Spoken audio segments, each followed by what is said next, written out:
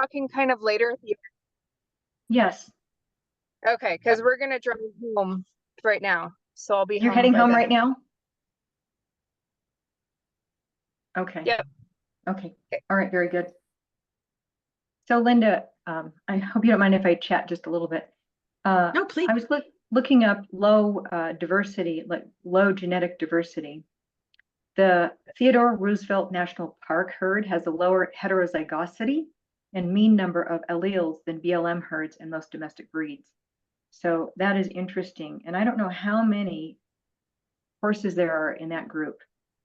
So the Pryors of Montana, I think I've heard of them as well.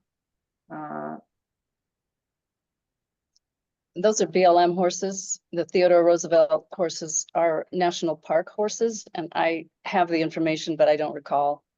Yeah, they're in a national park, but they were given permission to stay, I believe. So there was a fight to keep them there.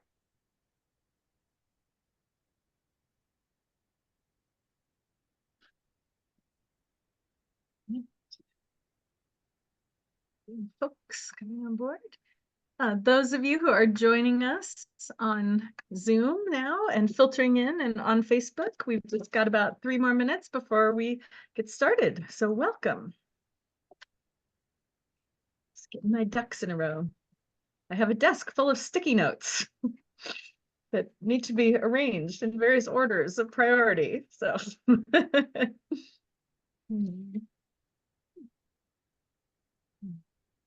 where are you joining us from today, Brenda?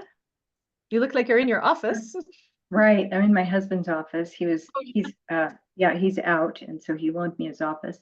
I'm in Cortez, well, right outside of Cortez proper. Mm-hmm. Oh, okay, great. Yeah. Wonderful. Just down the road. Right.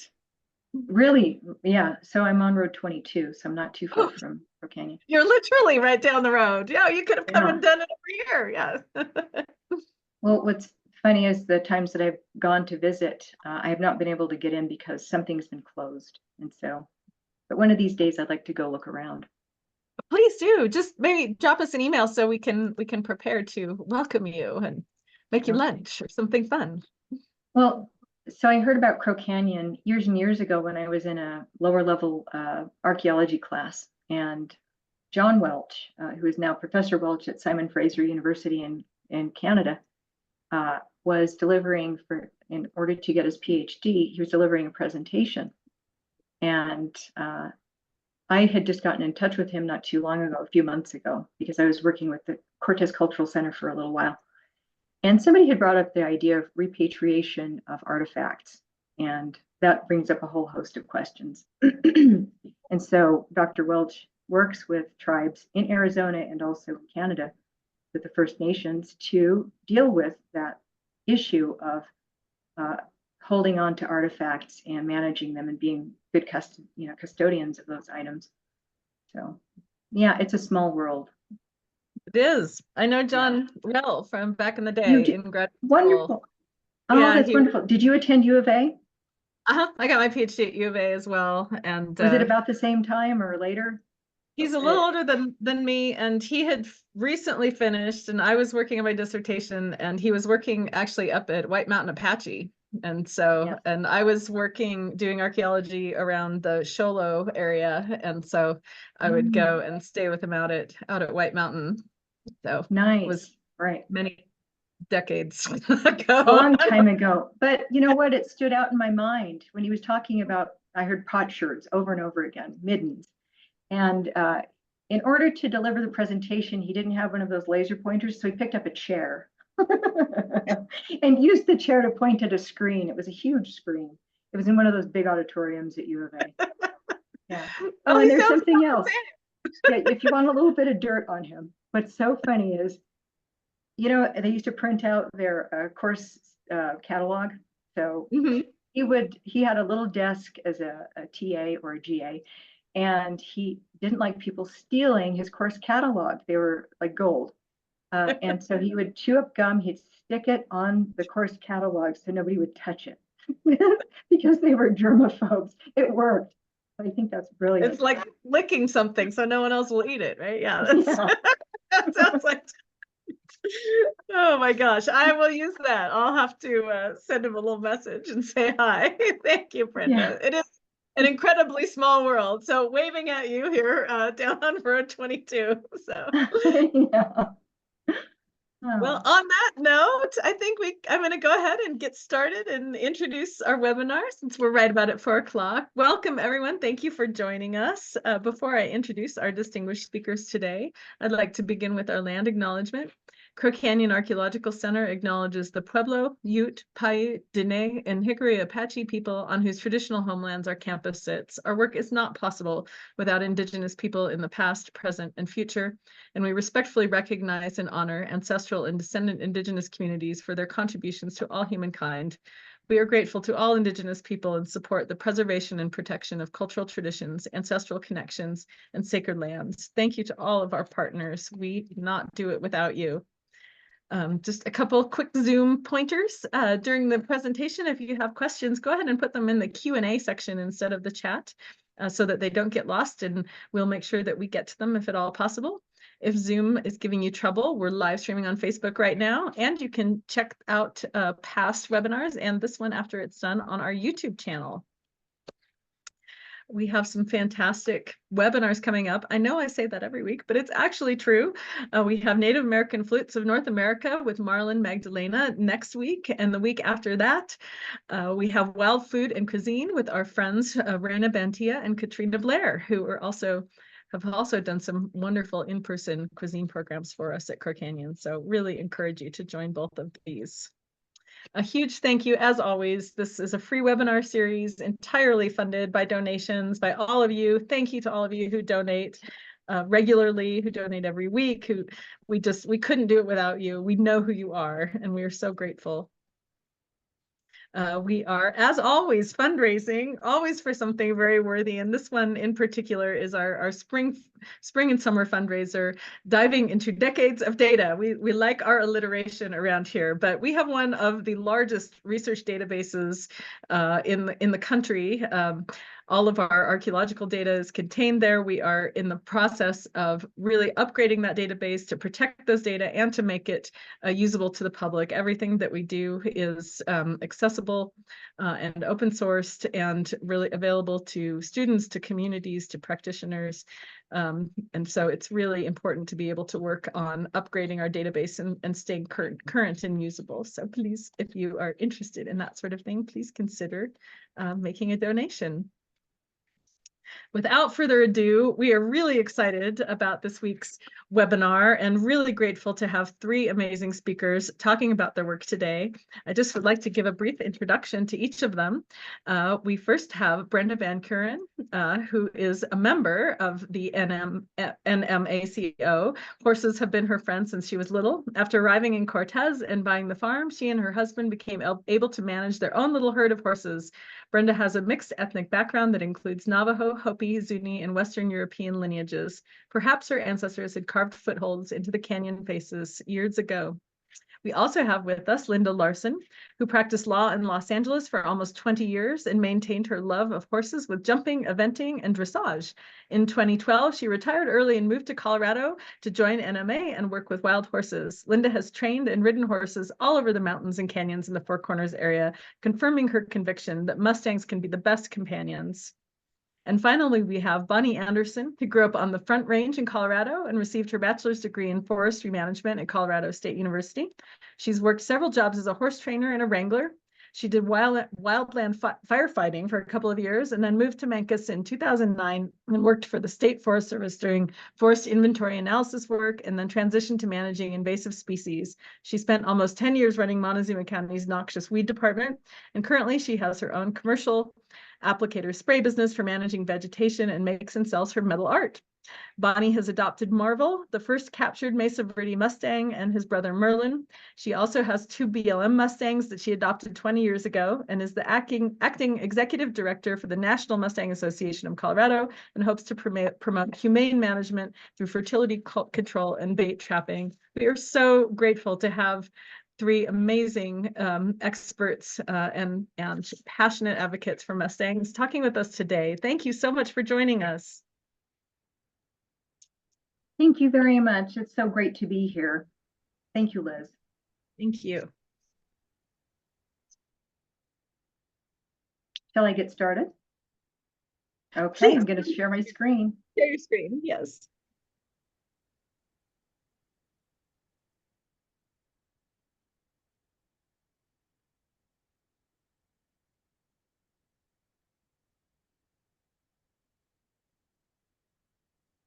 National Mustang Association of Colorado works with, I'm sorry?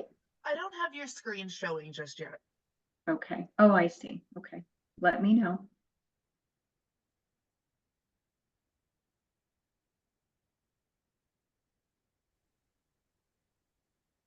I also can't see anybody. Just Oh, dear. FYI. Try it one more time. I cannot see anyone. Oh, do you want to try sharing your screen one more time? Sure.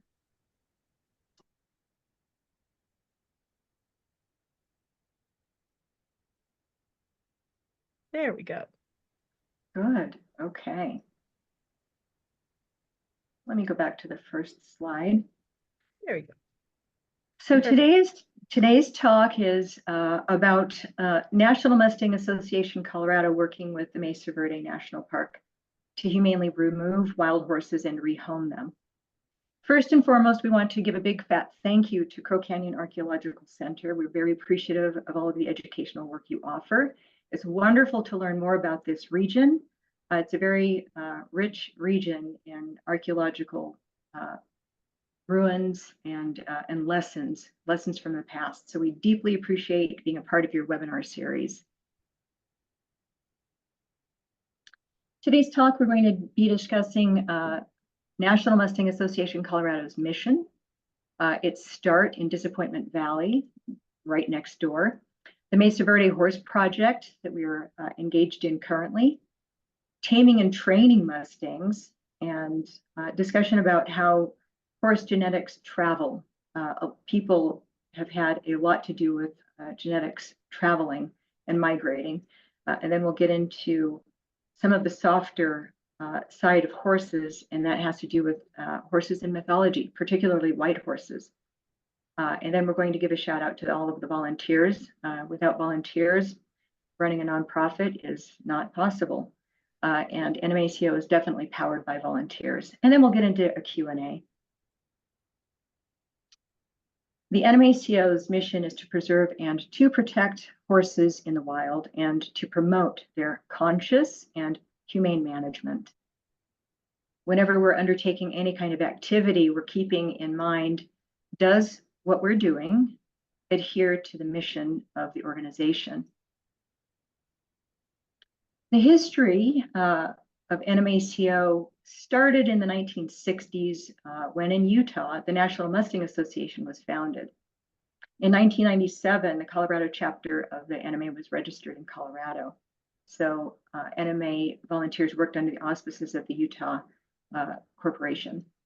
In 2020, NMACO became a 501c3, a tax-exempt nonprofit. And the evolution of NMACO has been woven by a bunch of hardworking volunteers and donors who've been deeply passionate about horse welfare.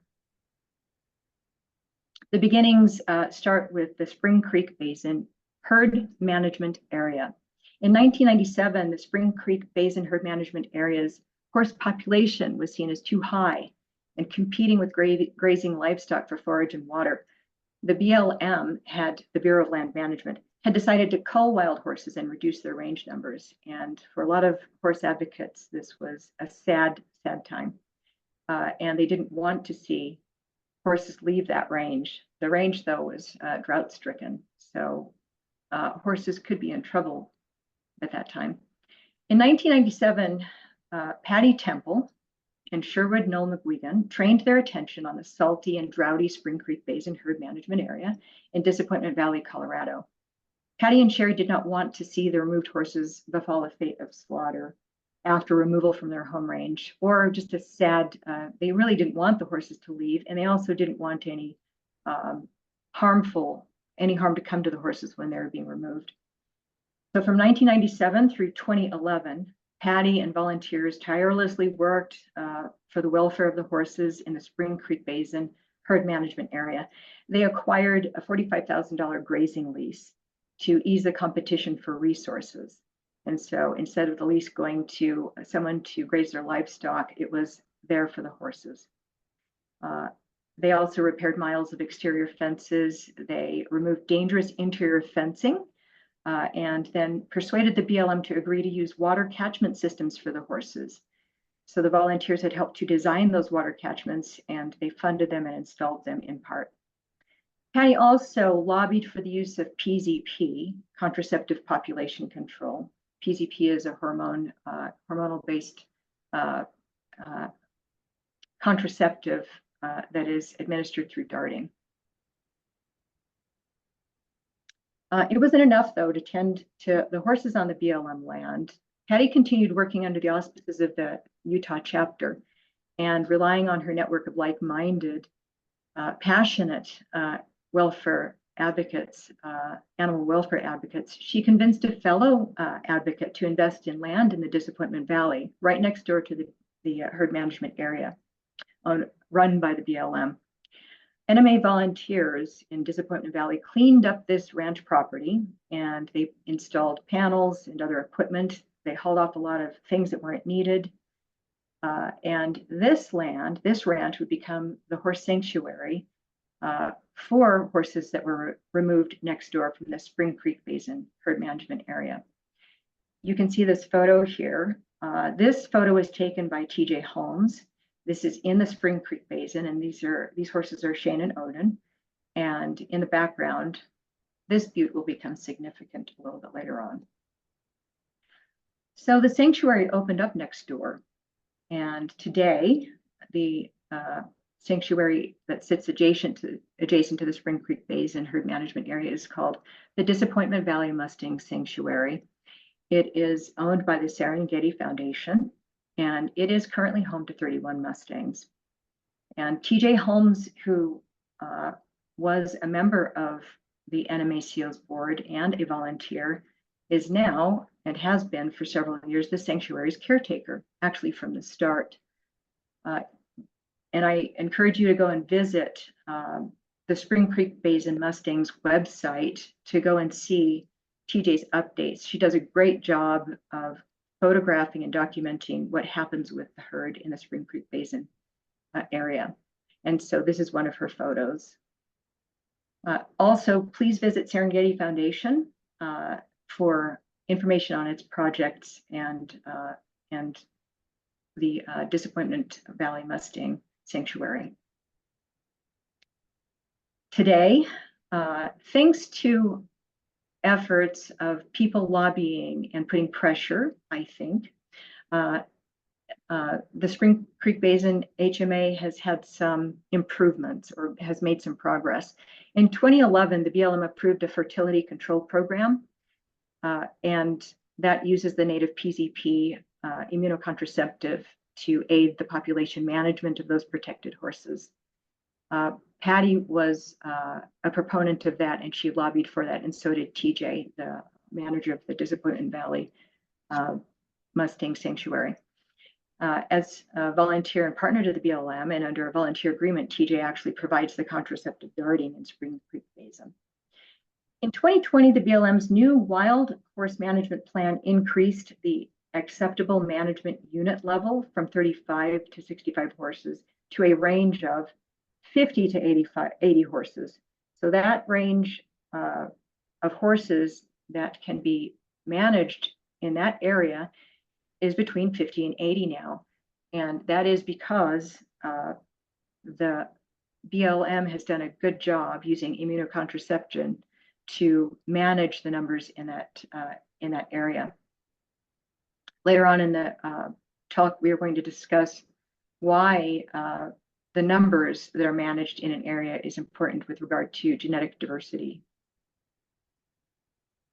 In summary, Patty's network of volunteers under the Colorado chapter of NMA invested over $175,000 of private funds for horses in the Spring Creek Basin HMA.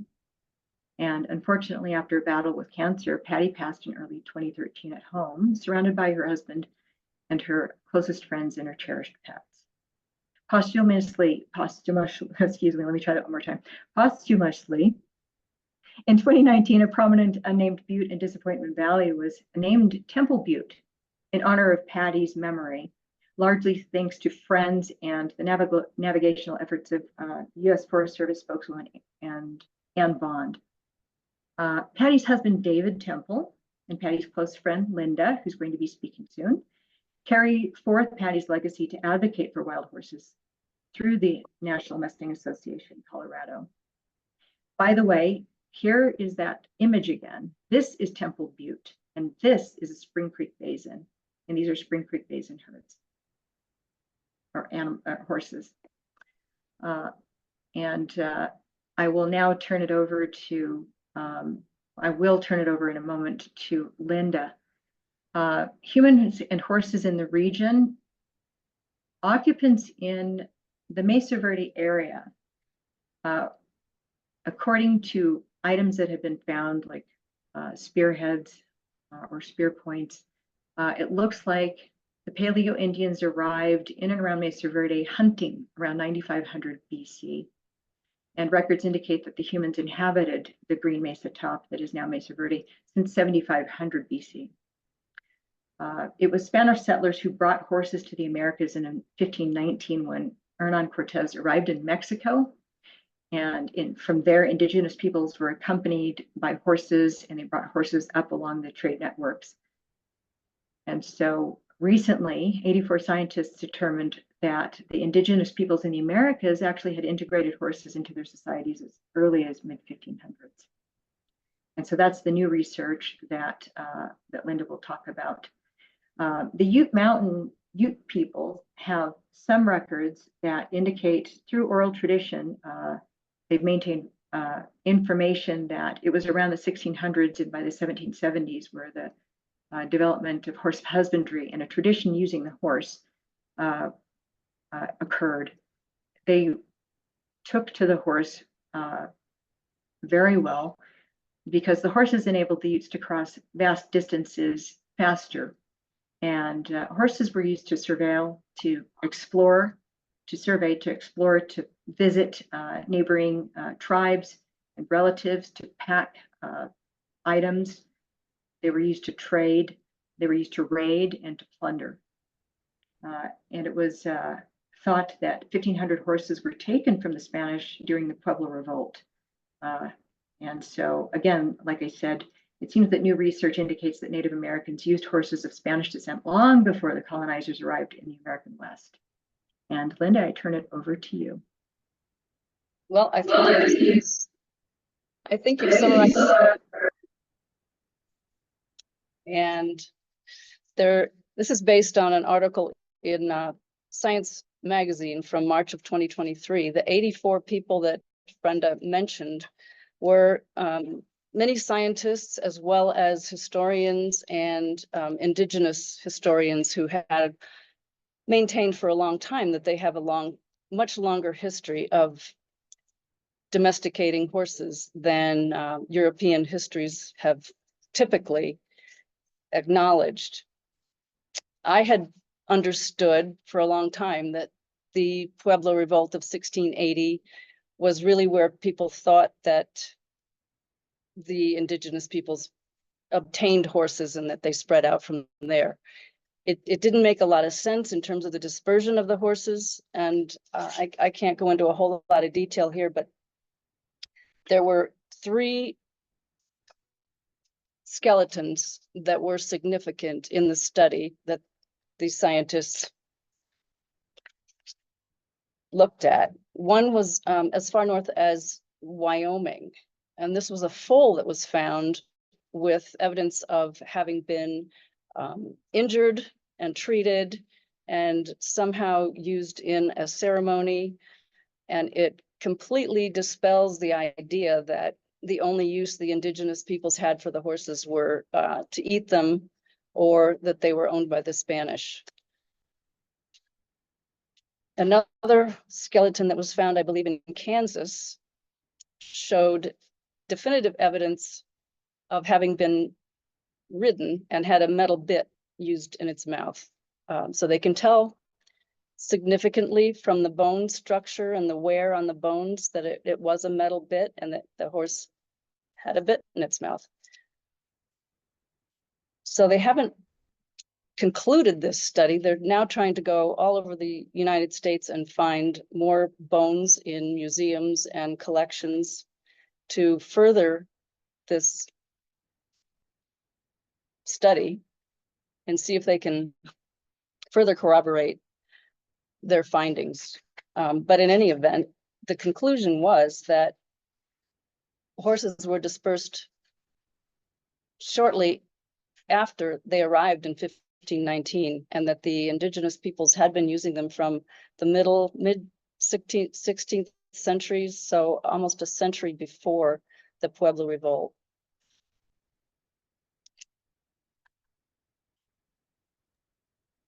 Thank you. Is there another slide? I don't.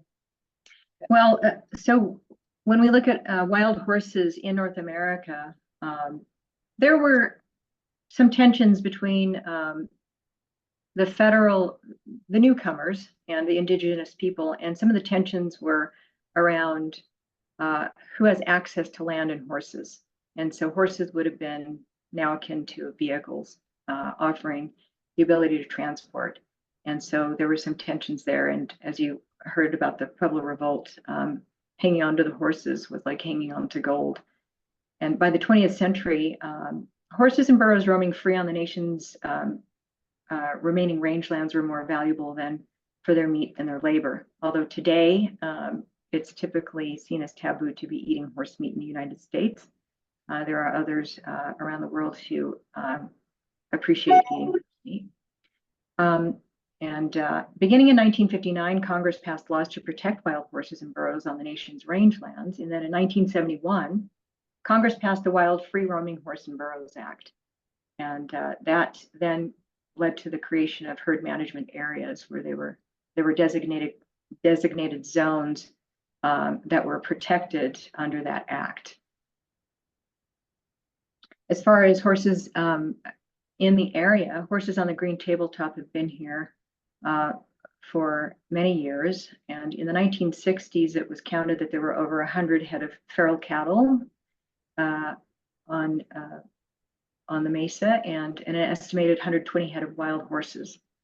And you can see that they just roamed this area. And of course, without fences, they would have had a broader range. In 2013, approximately 80 head of horses then roamed Mesa Verde National Park. And you can see some of the horses in the park, and you can see them by the highway, which is a bit of a hazard. In July 2014, horses were in trouble. The Cortez Journal reported on 6 horses found dead in the park, likely from dehydration. The water sources were disappearing because it was drought-stricken, and it was a particularly droughty year. And in desperate search for water, the horses were breaking into ice machines in the park. They were drinking from public toilets that were in public restrooms. And so the park was not putting out any extra water for them. Advocates who had learned about it had voiced concerns about the park's unwillingness to offer water to horses. About this time, it was actually in 2013, I think, that NMA had reached out to the park to have some discussions. And so the Mesa Verde developed their position statements on whether horses belonged in Mesa Verde or not. When the park was established in 1908, it was to preserve and protect the material culture of prehistoric humans and culture that occupied the Mesa Verde Cuesta. And so also, the park believed that all livestock use, such as cattle and horses, they considered horses also to be livestock, within the park was prohibited. This was their position statement.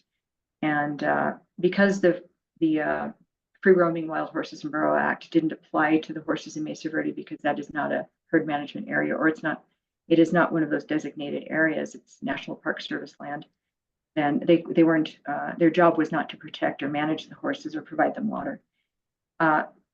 With some pressure applied, the park began planning some of their consulting and doing their due diligence to figure out what to do with the horses on the park. And that work started in 2013. They needed to figure out how they could prevent horses from entering the park. So their work went from about 2013, 2015 through 2019. And as of April 2019, the park had stated that they had plans in progress and that they were working with the Colorado chapter of the National Mustang Association so that NMACO could help relocate unclaimed horses through adoption. Brenda, can I interject? Oh, sure. Please do. I wanted to point out that even though the park says they're relying on the enabling legislation, the legislation actually does require them to preserve the animals in the park as well. And livestock did graze in the park, and they were grazing under leases until mid 20th century.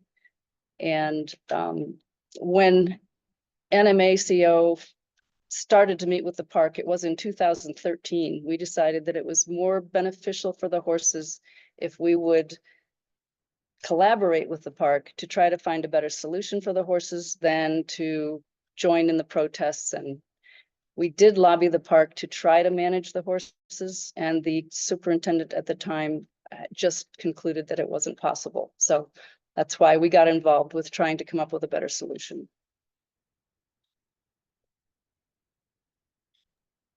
Right. And so NMACO's collaborative efforts were then geared toward what to do with the 80 horses on the park. And so planning then ensued. And this is my just in case slide, in case the video that we have coming up would not work. But I want you to pay attention when you're watching this video to these themes: habituation, baiting, and gathering. These are distinctive steps in a process that Tim McGaffick helped to develop. And so, so what does it take to trap a horse harmoniously? Well, you really need to know what you're looking at.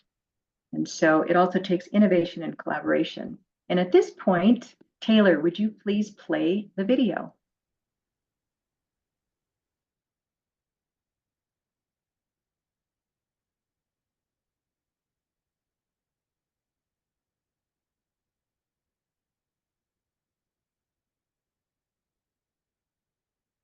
You try that one more time so you can hear my audio.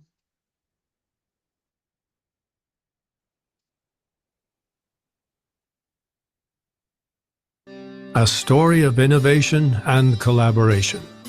It is the mission of the National Mustang Association of Colorado to protect and preserve wild horses and to promote their conscious, humane management.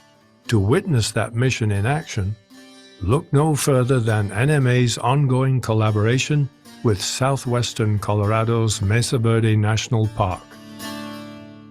Horses have lived in and among canyons and mesas of Mesa Verde for hundreds of years, long before it became a national park in 1906.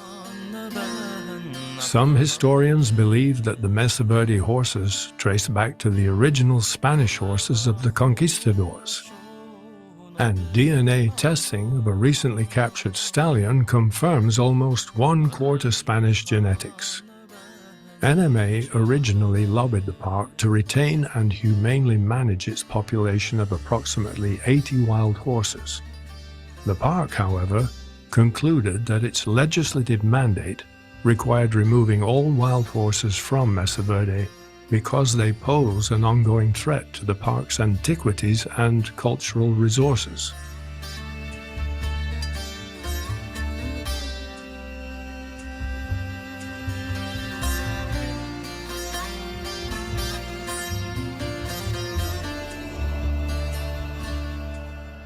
Wild horses in national parks are not protected under the Wild Free Roaming Horses and Burros Act of 1971. As that federal law governs only horses on BLM or Forest Service land, and the park is prohibited from managing the horses.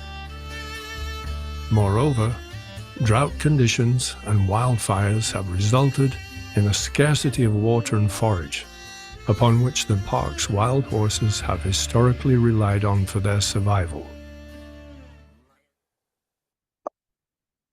Given that 80% of the park has burned in the last few decades, the habitat actually has shrunk for a lot of the species. Humans are definitely causing climate change. Change in the past was happening over millions of years. Now our temperatures are spiking really, really rapidly. What it means for organisms is that they have to respond much more rapidly than they would have in the past. We just never know their role in the habitat that keeps things intact. Everything is linked. In the summer of 2014, several horses died in the park, most likely from dehydration. The resulting public outcry led to organized protests at the park. For all these reasons, beginning in 2015, the National Mustang Association of Colorado focused its attention on supporting and assisting the wild horses of Mesa Verde National Park.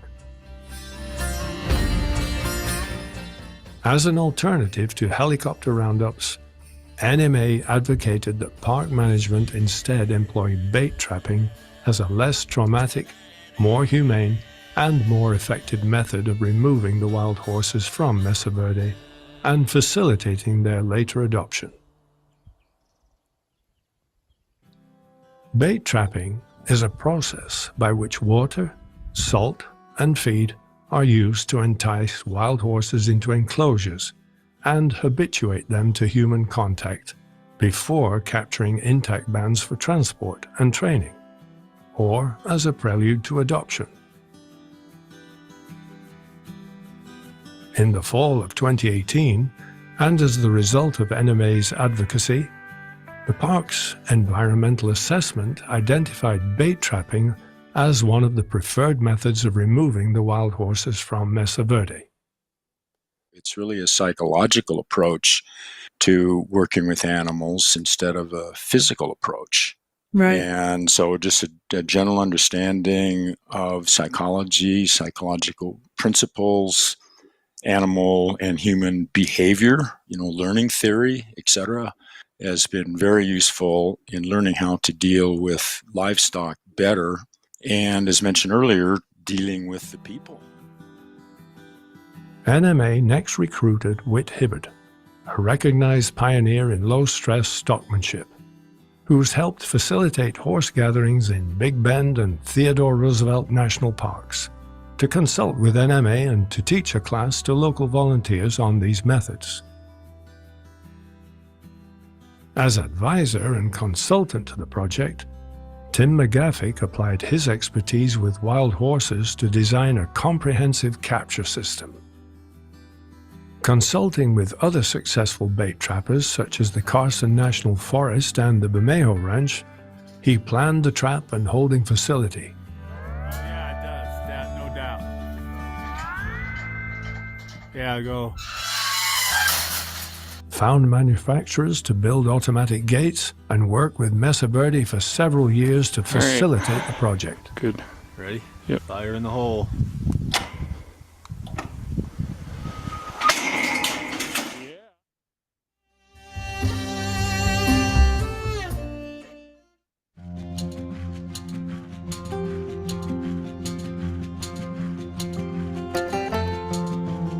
Another of NMA's goals for the Mesa Verde project was to demonstrate to other public agencies that these low-stress habituation and gathering methods represent a better alternative to helicopter roundups when and where wild horse populations need to be controlled.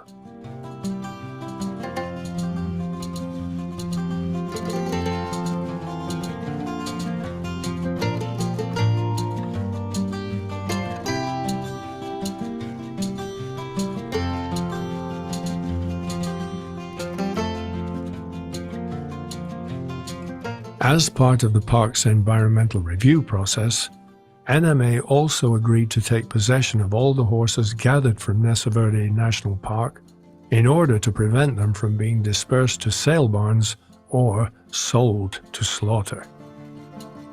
Accordingly, NMA contracted with another Mustang rescue organization to establish a comprehensive gentling and adoption process. Patricia Barlow-Eyrick of Mustang Camp has successfully prepared over 600 horses for adoption, using a 26-step protocol that gentles the horses through positive reinforcement, a more ethical, humane, and successful process than those more coercive methods still commonly used throughout the United States.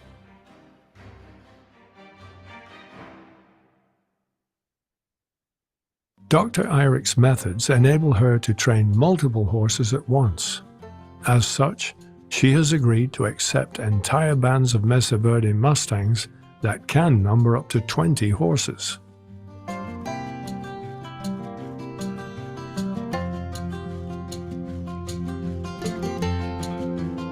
By the end of the Mustang Camp program, formerly wild horses can be haltered, led, trailered, have their feet handled, and are ready for saddle training.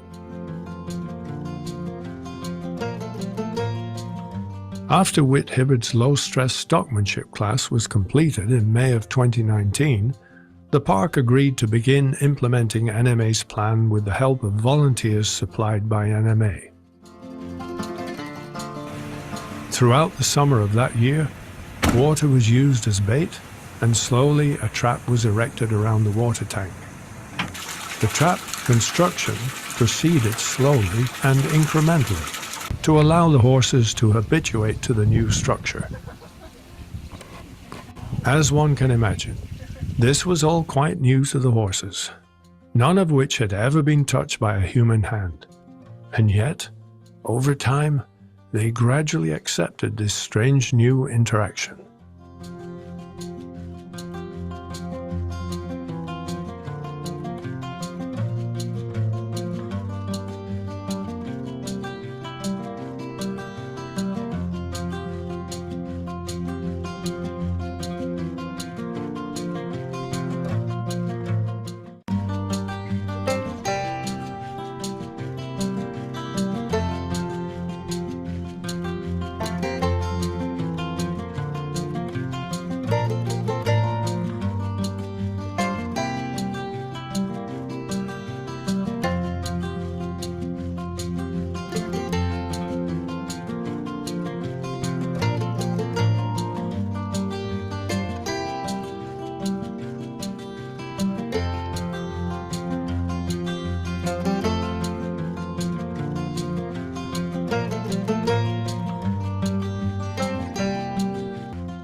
The global COVID-19 pandemic of 2020 closed the park and put the Mesa Verde Mustang project on hold. But despite the pandemic, and as proof of NMA's concept, the park decided to capture a single bachelor stallion. A young Perlino, Marvel, had been born in the winter of 2019 to the dam Mystique and to the band's lead stallion, Maestro. As Marvel matured, however, Maestro drove the young rival from the band. Alone and ostracized, Marvel was also driven from the band's only spring, and so he took to raiding a water source at one of the park's campgrounds. As such, Marvel was the perfect inaugural candidate for removal and adoption. Marvel quickly habituated to entering the trap for food and water. After several days, a park biologist triggered the trap's remote gate, and Marvel was captured, and appeared perfectly content in his new environment. After the legally mandated public notice and holding period, Marvel was transported to the NMA's holding facility, where he was examined, vaccinated, and gelded.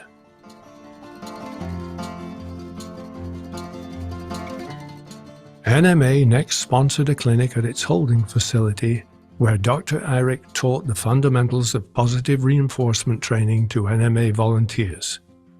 At the clinic, Marvel allowed himself to be touched for the first We're time. going to get this horse petted today. I thought, We get him petted. I thought he was too lazy. He's gonna just sleep on us. So this is really cool. Next up for Marvel was a trip to Mustang camp, where Dr. Eyrick trained him to accept a halter, stand tied, pick up his feet, and load into a trailer. After several weeks of training, Marvel was now ready to begin his next great adventure. In 2021, Marvel was adopted and settled into a life of happy domestication. Marvel has been a perfect ambassador for NMA's Mesa Verde Mustang project. Having established the protocol, helped build the infrastructure and prove their concept, all that remains now is for NMA to continue to help trap, tame, and find homes for the remaining Mesa Verde Mustangs.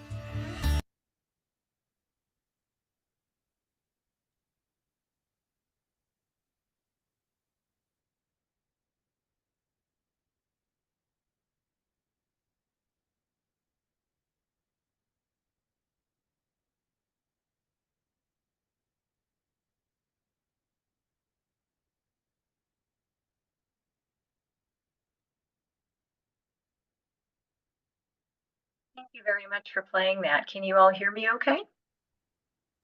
We can. Yes. Okay, perfect. What is wonderful about that film is that you saw all of the horses queuing up for water, and you saw this horse society in action. And so the lead Mustang, the lead stallion, will make sure that he is taking care of his herd. And so just watching that is just astonishing. I wish that we could have shared a little bit more video, even watching how Whit would move the horses in his particular way, in his low stress stockmanship approach. I think all of that is fascinating. So you're barely even scratching the surface when we're getting into this. Linda, would you like to discuss the gentling, taming, training, and then adoption? Yes, I think we're going to run out of time in everything we had planned, so I'm going to try to shorten it and let Bonnie talk about Marvel and Merlin. But I wanted to also point out that we knew that there was a difference between chasing horses, driving horses, forcing horses by helicopters or chasing, and it had been our theory that this gentler, more humane method would result in better domestication for the horses. But even we were surprised at the extent of the difference, that these horses have been so much friendlier, so much tamer, so much more trusting of humans, and the significance of the way they were moving into the trap instead of being forced and driven, but making it their choice, and that they're walking in on their own and they grow to accept the truck. These are subtle things for people that haven't been involved in a lot of horse capture and training, but they are hugely significant in terms of the future of that horse and how they acclimate to humans. So the gentling and the training, the distinction we wanted to make is just that, you know, they take horses and they have these 100-day taming and training competitions, and the horses don't have time to be tamed and gentled. Those are two very separate processes. The horse should first be gentled or tamed and acclimated to humans at liberty and be able to make its own choices in terms of how it interacts with the human. So a successfully gentled horse is going to be calm, curious, comfortable, and interactive with humans. And once they're at that stage, then they can start the training from a learning state of mind instead of being thrown back and forth between panic and fear.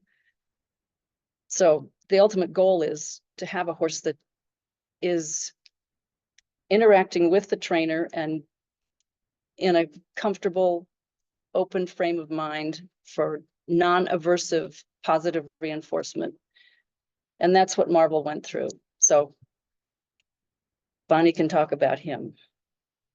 Right. So Marvel, the Marvelous Mustang, he was a bachelor who was captured in 2021, and he spent 5 months at Mustang camp. So Bonnie, how is he? Can you hear me?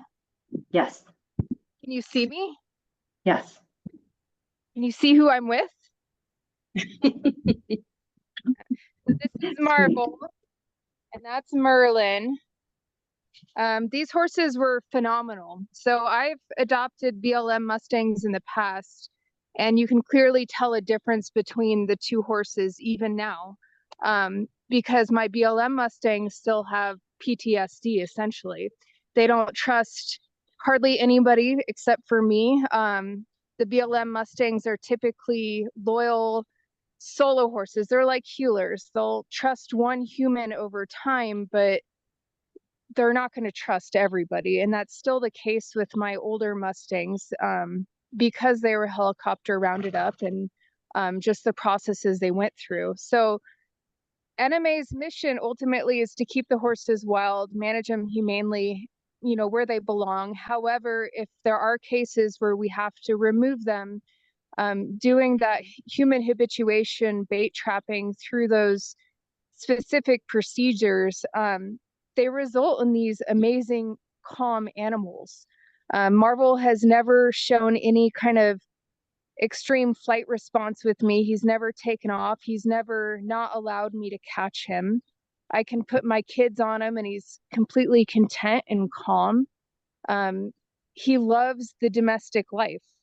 As you can see, he's always been this way. We haven't had to do a whole lot of, you know, Patricia did the gentling, but I think even when he was with Patricia, he was so easy and easy to train and calm, and just the demeanor, overall demeanor of these horses compared to the BLM horses is outstanding. And I feel like that's why we have thousands and thousands of these BLM horses in holding facilities, is because they are more challenging to train and they're more dangerous to train, because they have that fear of human, all the trauma that came along with how they were gathered. So I think that's all I have, because we are running out of time and we want questions. Thank you. Thank you very much. So just very quickly, the results are that 31 horses have been adopted, 11 have been sent to sanctuaries, and the Mesa Verde Mustangs have been exceptionally trusting. So 19 were gathered in 2022, and 14 attended Mustang camp, and so the work continues in 2024. The park anticipates trying to gather up to 40 horses, and they're going to do that by increasing the number of trap sites to 2.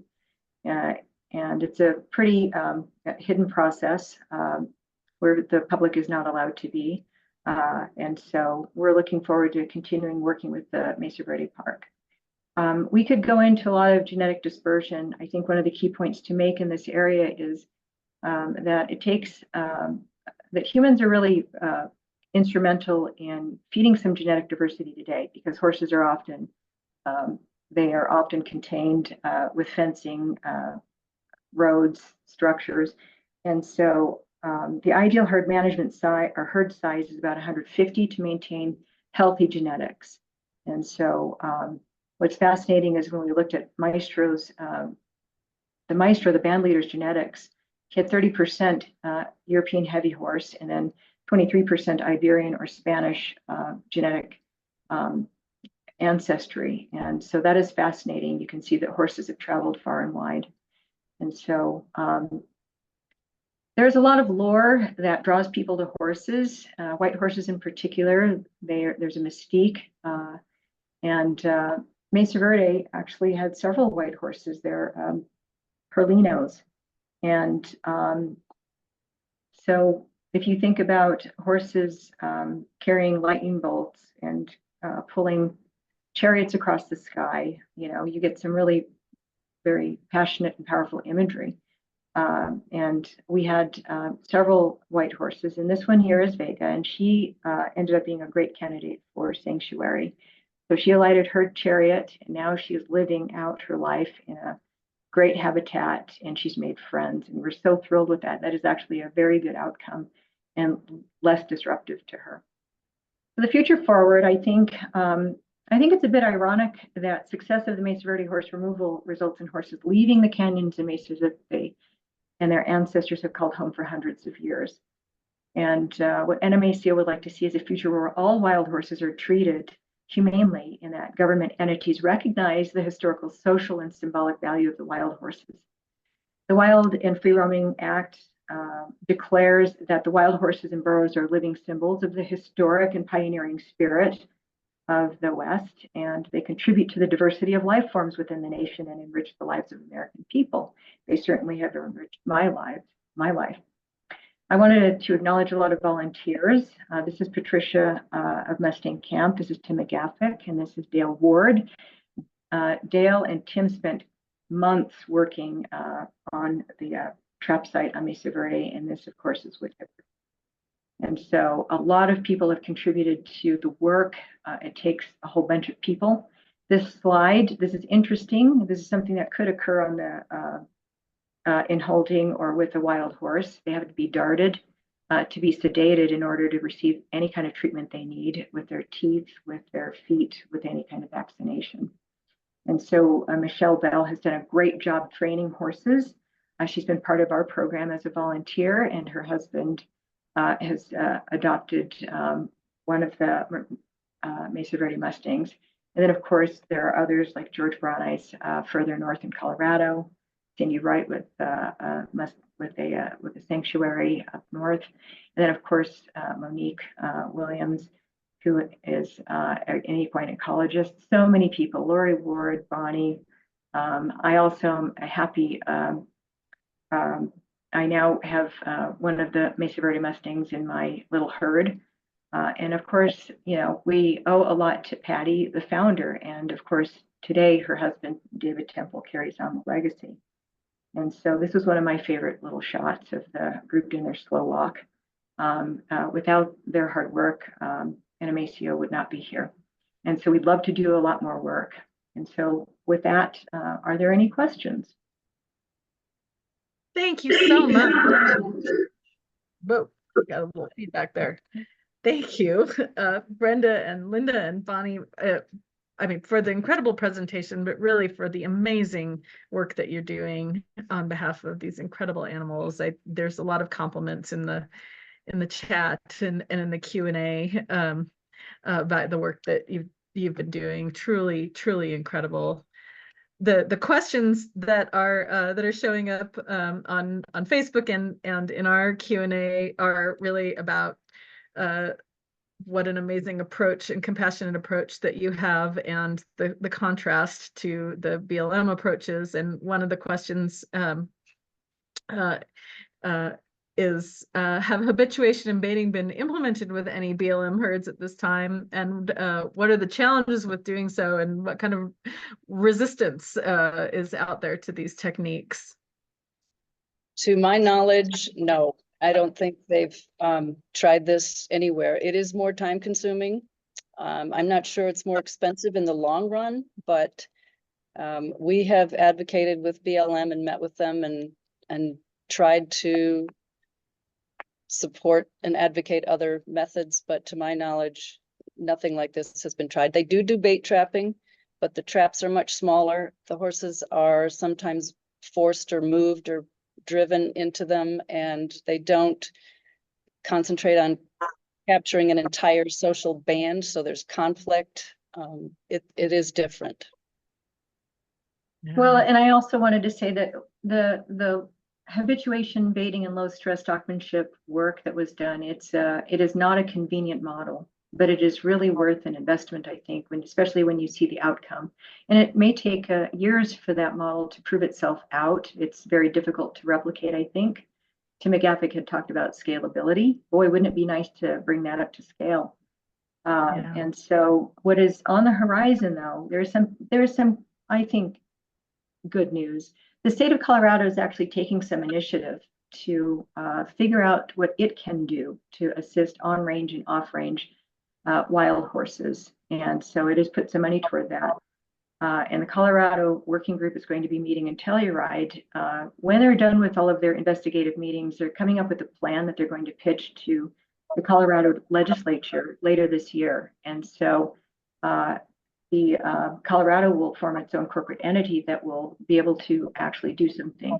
And so hopefully that will lead to some opportunities for little organizations like the NMACO, and also to share ideas and get behind helping. And so the BLM could potentially have up to 80,000 horses removed from herd management areas and put them into holding. Well, by that point, the number that would be held, it would exceed the number that are wild, that are roaming on BLM ranges.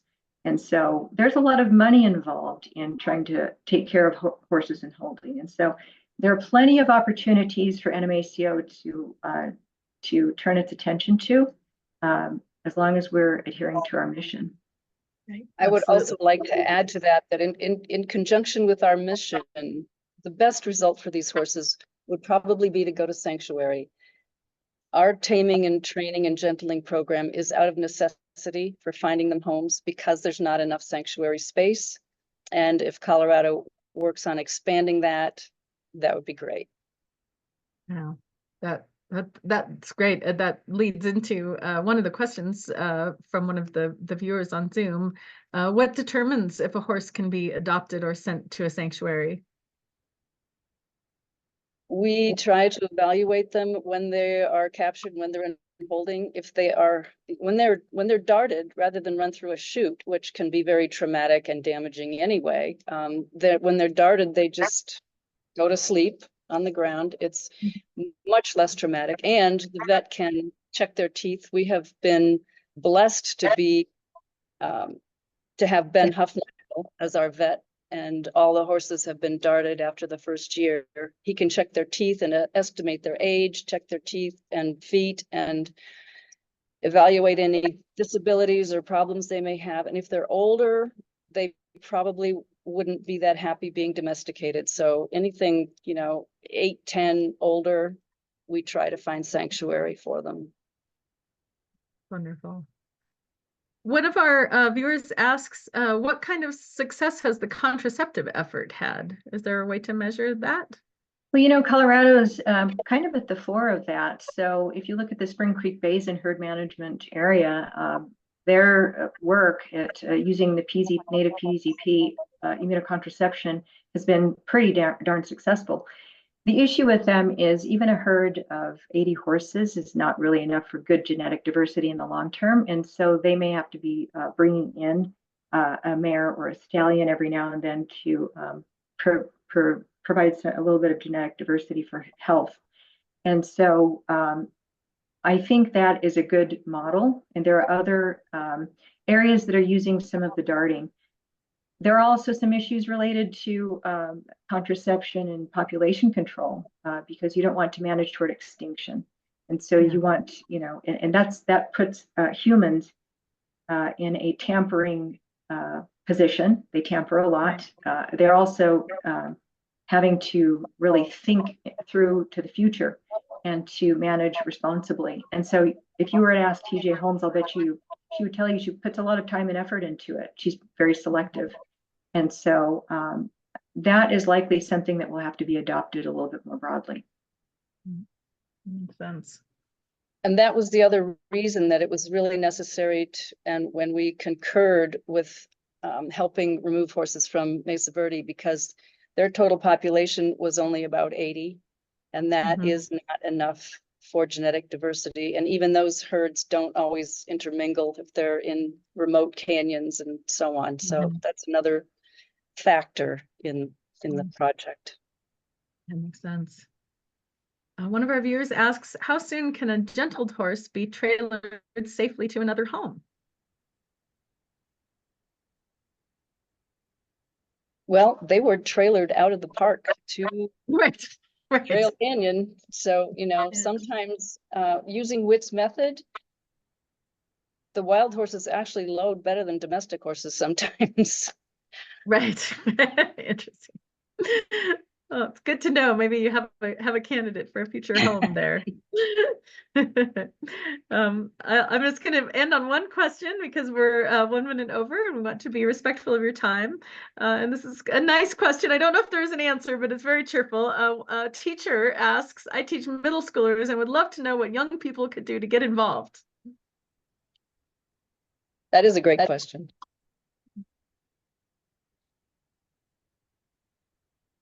I'm not sure for, well, what you can do to get involved. We'd love to have people continue the conversation with us. Contact us at info@nmaco.org. Put Crow Canyon webinar follow-up in the subject line so that we can get a sense of where the inquiry is coming from. We're going to be putting on our website soon a way to manage volunteers. And so we're always looking for volunteers. There's a need for a lot of volunteers when it comes to the program with adopting out horses or tamer training or taming training that has to be done. And so, and also administrative work. It's not always the most fun work, but there is still quite a bit of it associated with this small nonprofit. A lot of it associated with a large nonprofit too. We are very familiar with those challenges. I am just going to put that email address in the chat for everyone if you want to follow up. And thank you so much, all of you. What a spectacular presentation and really raising awareness about this important issue and the wonderful work that you're doing. We're so grateful to you for talking to us today. Thank you so much. We very much appreciate it. And Brenda, come shoot me an email and come down the road someday and we'll give you a tour. I will definitely do that. All right. Thanks so much, everyone.